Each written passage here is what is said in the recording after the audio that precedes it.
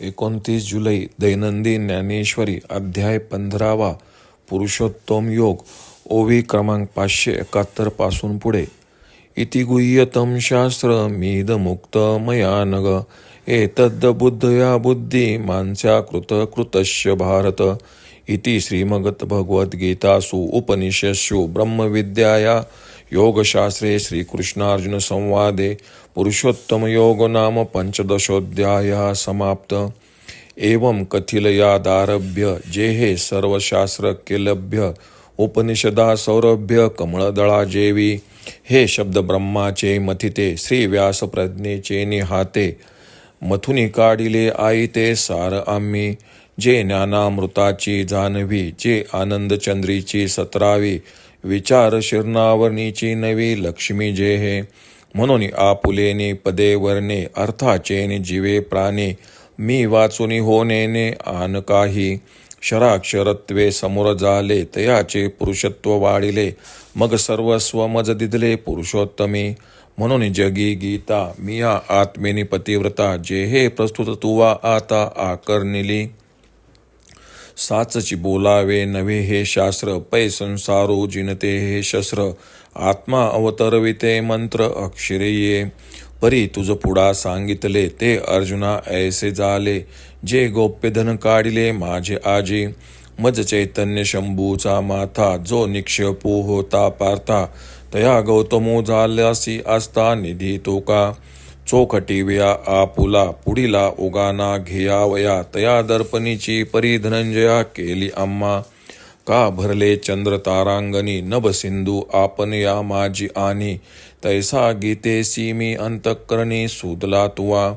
जे त्रिविध मळी कटा तू सांडिलासी सुबटा म्हणून गीतेसी मज वसोटा झालासी गा. परी हे बोलो काय गीता जे हे माझी उन्मेषलता जाने तो समजता मोहामुके. सेविली अमृतसरिता रोग दौडीन पंडू सुता अमरपन उचिता देव निघाली.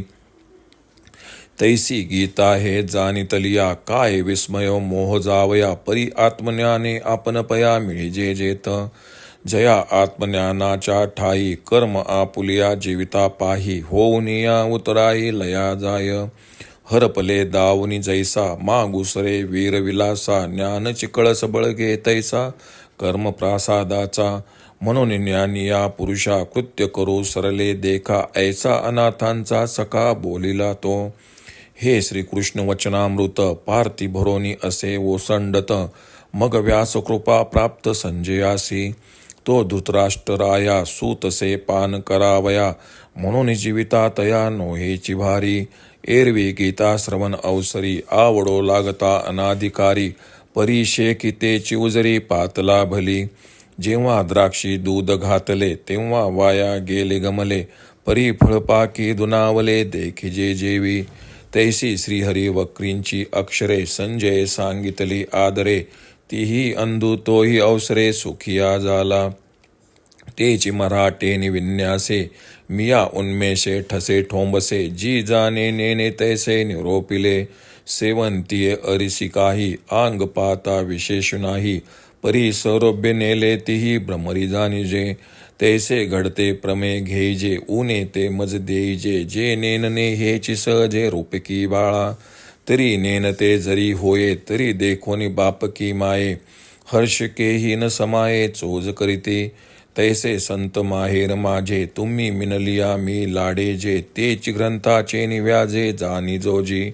आता विश्वात्मकू हा माझा स्वामी श्री निवृत्ती राजा तो अवधारू वाकपूजा ज्ञानदेव म्हणे. इति श्री ज्ञानदेव विरचितया भावार्थ दीपिका पंचदशोध्याया समाप्त. श्रीकृष्ण अर्जुनास पुढे सांगतात. या गीतारूपी उपदेशाचा पहिला अध्याय सांगायला आरंभ केल्यापासून तो आता या अध्यायाच्या अखेरपर्यंत ही जी केवळ सर्व शास्त्रांच्या अभ्यासाने प्राप्त होणारी एक वस्तू ती उपनिषद रूपी कमलातील सुगंध आहे. सर्व देवरूपी घुसळावयाच्या दह्यापासून व्यासांच्या बुद्धिरूप रवीने घुसळून आम्ही हे अनादी सिद्ध लोणी काढले आहे. जी गीता ज्ञानरूपी अमृताची गंगा आहे जी आनंदरूपी चंद्राची 17वी जीवनकला आहे. व जीही विचाररूपी क्षीरसागराचे मंथन करून काढलेली दुसरी लक्ष्मी आहे. म्हणून ही गीतारूप लक्ष्मी आपल्या पदांनी, वर्णांनी व आपल्या अर्थाच्या जीवाप्राण्यांनी माझ्याशिवाय दुसरे काही होणे जाणत नाही. तिच्यासमोर क्षर व अक्षर असे दोन पुरुष आले असता दर्शनानेच त्यांचे पुरुषत्व तिने नाकारले व मग आपले सर्वस्व मज पुरुषोत्तमास अर्पण केले.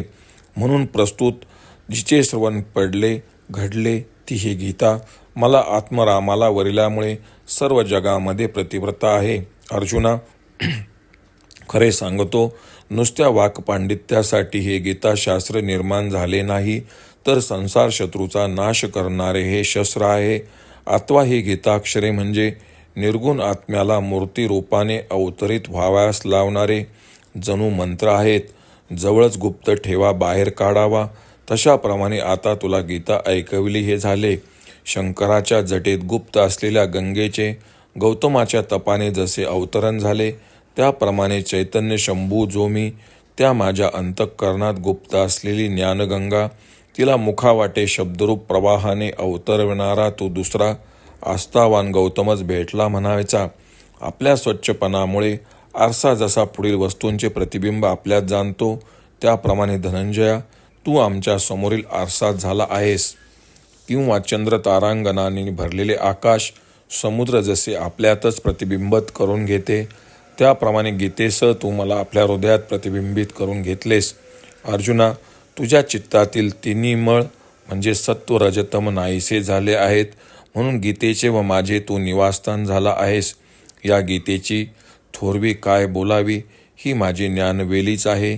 जिचे ज्याला संपूर्ण आकलन झाले, तो सर्व मोहांपासून मुक्त होतो. अमृत गंगेचे पान केल्यावर रोग नाहीसे करून वर ती योग्य असे अमरत्व देते. त्याप्रमाणे गीता जाणल्यावर मोहमुक्त होईल, यात आश्चर्य ते काय. पण आत्मज्ञानाने आपली आपल्याच भेट होणे, अप्रोक्ष ज्ञान होणे हे तिचे जाणणे होय.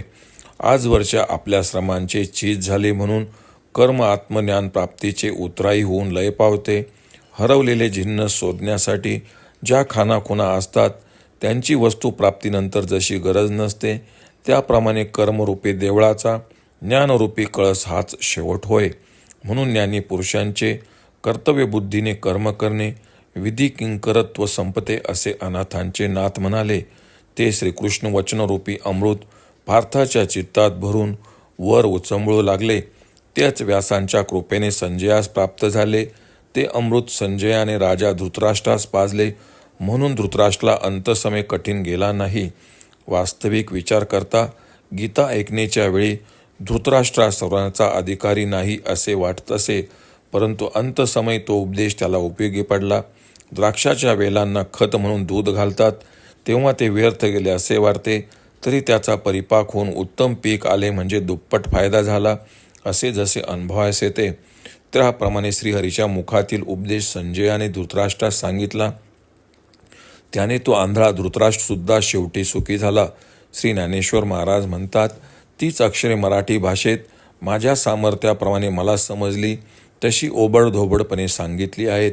शेवंतीच्या झाडाकडे पाहिले असता अरसिकालाही त्यात काही वैशिष्ट्य असेल असे वाटत नाही, पण जे सुगंध सेवन करण्याचे अधिकारी भ्रमर, त्यांनाच ते कळते.